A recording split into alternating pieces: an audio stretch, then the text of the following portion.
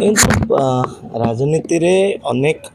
ଅପ୍ରସଙ୍ଗ को प्रसंग करिवारे बीजेडी होची सेतिरे सिद्धहस्त। तेणु ये प्रकार कथा जो माने कहउचंती मुझे पूर्व कथा मन पकई दूची विजु जनता दल को को भलिया भाव रे केते ऑफिसर तांकर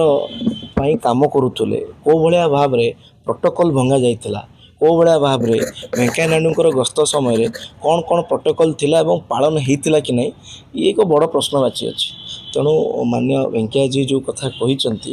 निश्चित भाव में अनुभव से कही मु केवल एतिकी ही कहबी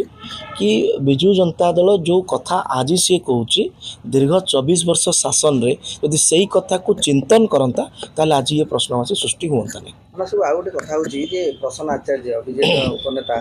से गोटे काली सभा रे कहछन्ती पदयात्रा रे जे बीजेपी सरकार को 4 जण चलाउछन्ती दिल्ली रे जणे राज्य देखो मान्य प्रसन्न बाबू बहुत वरिष्ठ अभिज्ञ नेता बेले बेले कौन हुए कि जी जेमिति सी भाभी दिए अन्य को भी सेमिति तांकर दल को 4 जण चलाउथिले आ को तमिल अफसर चलाउथला सी भल भाव से जानी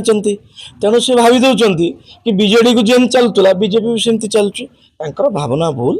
से जानी पारु नांती एबे भी मदमस्त बधे अछंती आउ बिजु जनता दलर सरकार नहीं 4.5 कोटी ओडियांकर सरकार जगन्नाथंकर आस्थारे साधारण लोकंकर सरकार हिची एटा लोकंकर सरकार लोकंको पाई समर्पित सरकार। तेणु याको लोके जो मतदान करिसंती जो जनादेश देइचंती तार निर्णय रे सरकार चलु। सर दिल्ली रे आपनकर शिल्प बैठक नेले सरकार किंतु एपटे विरोधी कहउचंती किछि शिल्प आसीबनी शिल्प पळौची देखो जो माने कहउचंती शिल्प आसीबो नहीं तांको तो